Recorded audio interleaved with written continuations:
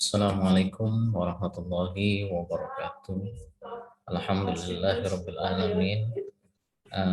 Salam jumpa dengan saya di pertemuan ke-9 ya. Pertemuan 9 ini pertemuan setelah libur Idul Fitri. Mudah-mudahan masuknya Anda pada saat ini kembali dengan semangat yang baru.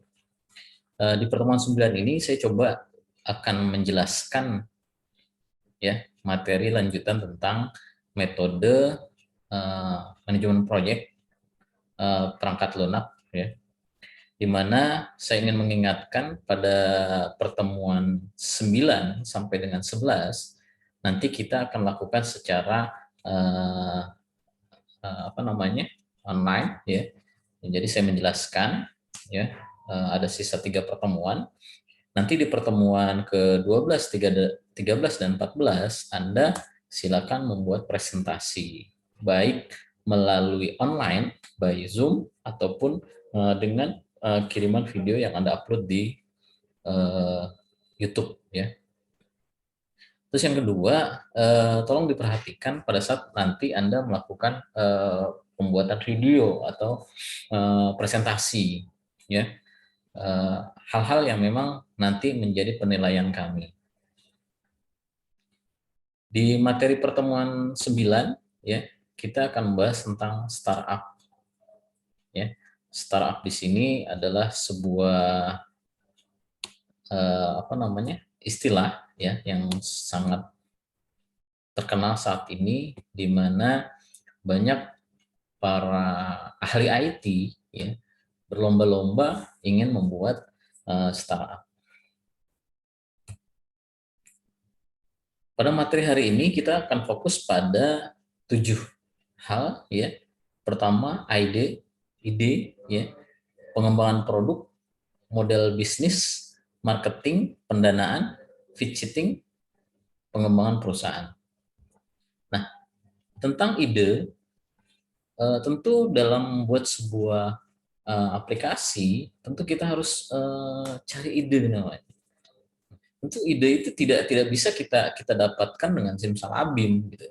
Itu ide ini harus kita dapatkan dengan melalui analisa tentunya, atau studi kasus ataupun pembacaan literatur yang memang sudah menjadi sumber ya, di mana tentang ide ini bisa tentang pengembangan produk atau layanan ya. Nah, tahapan-tahapan ini tentu Anda harus memenuhi, ya kan? Memenuhi. Nah, berkembang dengan pesat lalu matang, tetap berkembang atau menurun. Kenapa? Dalam siklus hidup sistem itu tentu ada perputaran gitu loh. Pada saat kita turun, tentu kita harus bersiap diri untuk naik kembali. Jangan turun terus. Kenapa? Karena sistem itu pasti akan berkembang. Seperti misalkan dulu pada saat saya kuliah itu masih tren dengan aplikasi berbasis desktop. Tapi setelah saat ini aplikasi itu sudah berkembang berbasis mobile, ya kan? Otomatis ide yang harus kita munculkan pada saat kita menganalisa sebuah permasalahan itu menjadi solusi ya dari sebuah layanan, misalkan di perusahaan atau di instansi pendidikan. Ya. Masalah pertanyaan yang sering muncul adalah apa masalah yang ingin dipecahkan? Mengapa masalah itu muncul? Apakah itu masalah Anda? Apa yang sudah dilakukan oleh orang lain tentang masalah tersebut? Nah, ini biasanya kaitannya kalau kita ambil tarik garis benang merah adalah kita sebagai orang IT biasanya adalah mencari solusi dengan pembuatan tools. Dulu di era pendaftaran, misalkan kita lihat pendaftaran kuliah, dulu orang datang ke kampus, dulu orang datang ke sekolah, beli formulir, bla bla bla, harus ke kampus. Tapi saat ini tidak. Kenapa? Karena pada saat datangnya orang ke kampus, sedangkan kampus dengan jumlah layanan sedikit akan terjadi penumpukan. Nah, penumpukan ini akan jadi masalah. Sehingga kita carikan solusi. Itu ide. Mencari masalah. Bisnis startup dimulai dari sebuah masalah yang membutuhkan solusi. Masalah yang membutuhkan solusi. Tadi, antrian, otomatis butuh solusi. Dengan berbasis mobile atau berbasis web, otomatis si calon ini akan mengakses dari rumah, gitu kan? Dia tidak lagi datang ke kampus. Ingin ikut-ikutan sukses. Pada saat ini hampir banyak ahli-ahli IT ingin mengembangkan startup seperti yang sudah terkenal untuk menjadi ikon. Kalau kita bikin mirip, bikin sama, pasti yakinlah bahwa kita akan gagal. Tapi kalau kita bikin eh, modifikasi, ya kan? Modifikasi dengan apa namanya, dengan tambahan-tambahan fitur baru, otomatis mungkin akan menjadi alternatif gitu. Misalkan di aplikasi ini tidak memiliki layanan A, di aplikasi ini memiliki layanan B.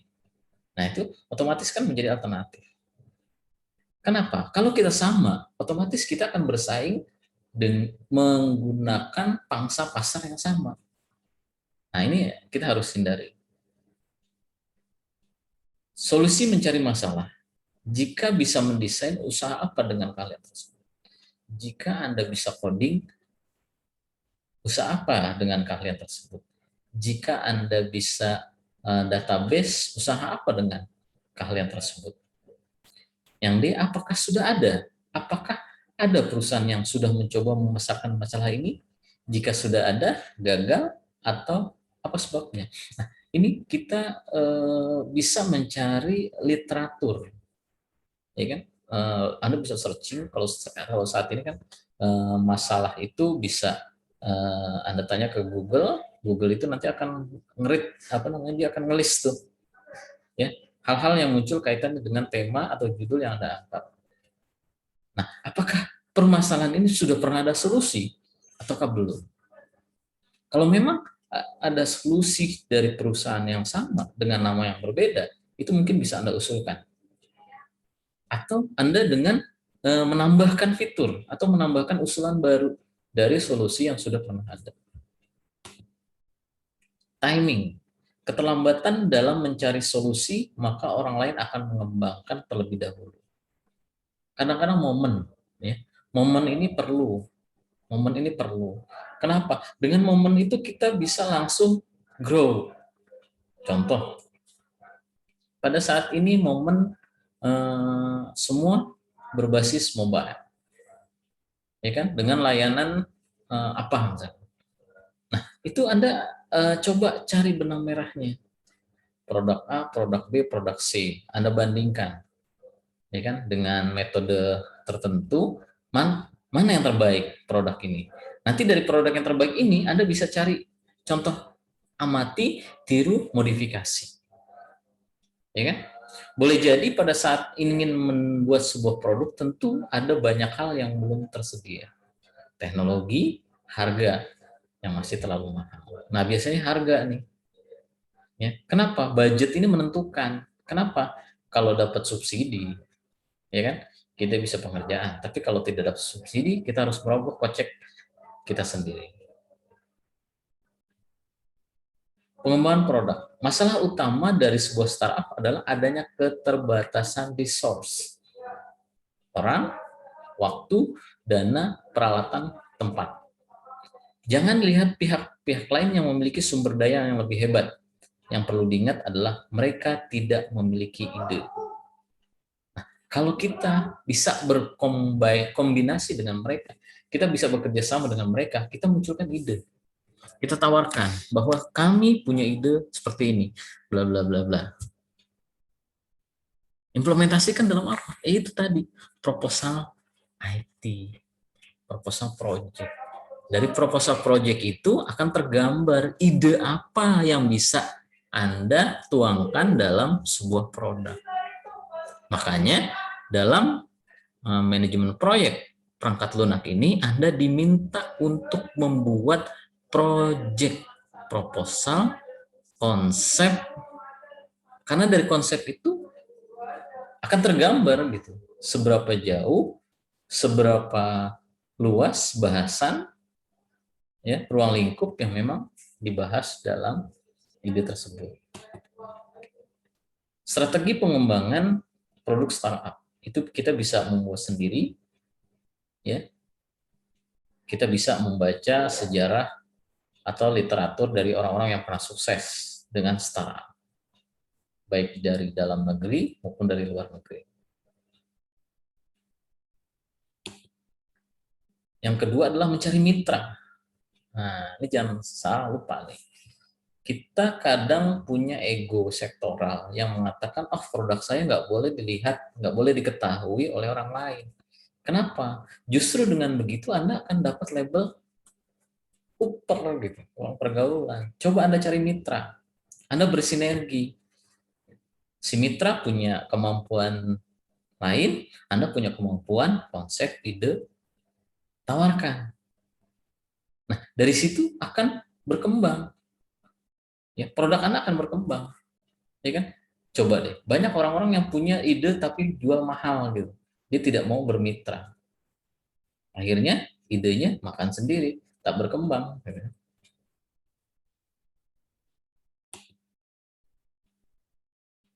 Yang ketiga outsource. Outsource juga memiliki keuntungan ya. Kalau di kita pengembang itu ada juga banyak perusahaan-perusahaan software engineer itu biasanya banyaknya outsource. Kenapa? Mereka selesai produk ini ya udah selesai gitu. Ya nggak masalah, nggak masalah. Mungkin Anda sebagai top leadernya ya pada saat dia menunjukkan itu. Fitur, maka harus memiliki fitur yang ada.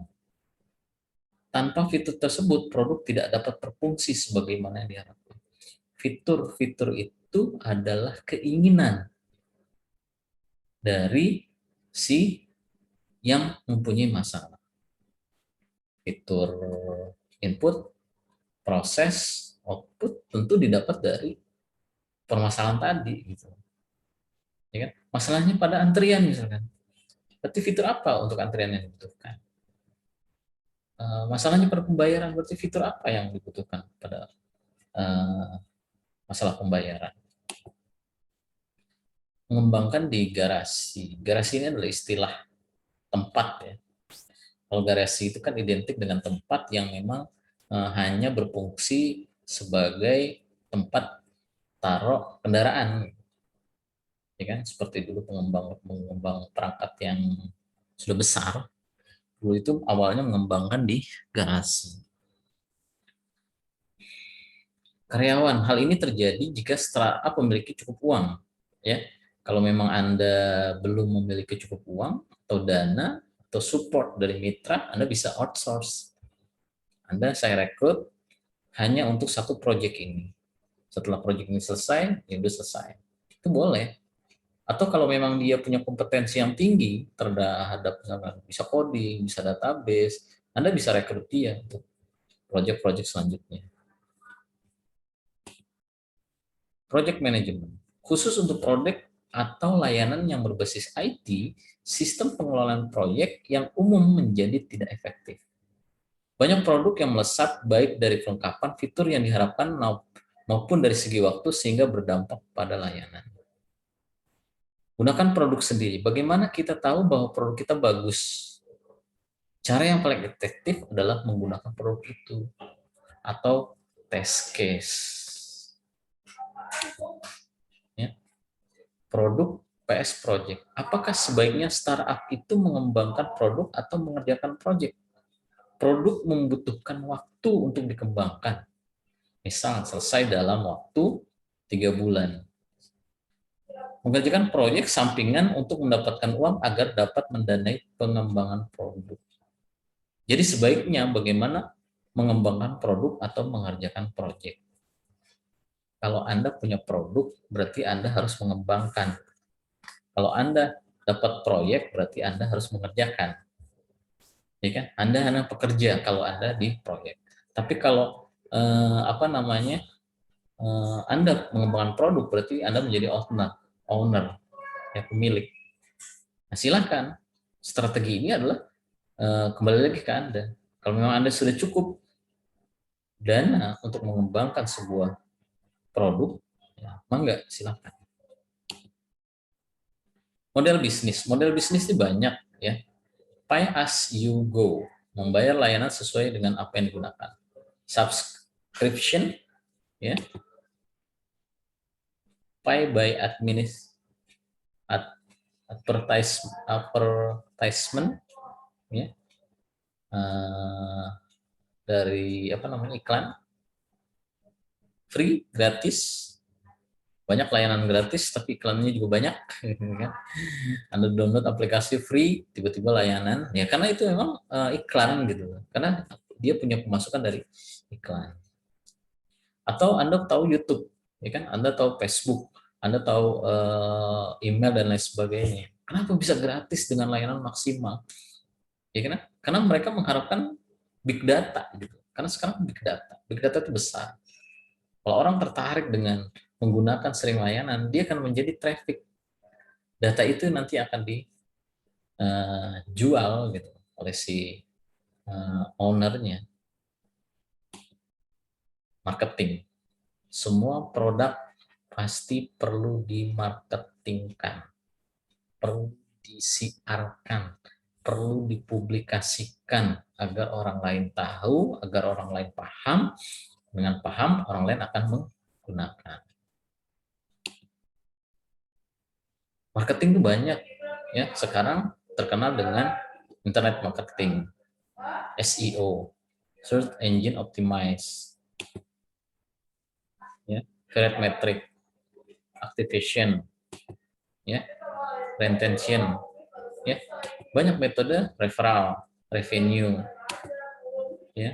Banyak metode marketing yang bisa Anda gunakan, yang bisa kita gunakan untuk mempublikasikan produk yang kita miliki. Pendanaan ini banyak sumbernya, bisa dari sendiri, investor, institusi, atau perbankan. Kenapa? Setiap proyek perlu pendanaan. Dengan dana itu kita akan berkembang, ya kan, mengembangkan proyek atau produk yang memang kita akan buat. Pitching sering digunakan untuk mempresentasikan ide startup kepada berbagai pihak, terutama calon investor. Kita mempresentasikan produk kita. Ya, nah, di mata kuliah ini Anda belajar tentang pitching, mempresentasikan ide. Kalau saya hanya sebatas memberi nilai. Kalau nanti Anda mampu membuat investor tertarik, nah itu udah luar biasa. Pengembangan perusahaan. Kalau Anda sudah mampu mempunyai produk, maka Anda sudah dibilang sebagai pemilik dari perusahaan itu. Ada yang disebut dengan co-founder, ya, ada badan hukum, ya, di dalam NIB, nomor induk berusaha, ya, sekarang di kita, dengan kebijakan-kebijakan pemerintah lainnya agar produk yang kita kembangkan bisa diakui di Indonesia khususnya, atau bisa dikenal di masyarakat. Dengan dikenal di masyarakat, otomatis kita akan menjadi mempunyai nilai lebih, gitu kan? Ya, mudah-mudahan itu penjelasan dari saya. Singkat saja, ya. Kalau ada hal-hal yang memang nanti akan perlu kita diskusikan lebih lanjut di forum, ya, ataupun di grup WA. Demikian dari saya, kurang lebihnya mohon maaf. Assalamualaikum warahmatullahi wabarakatuh.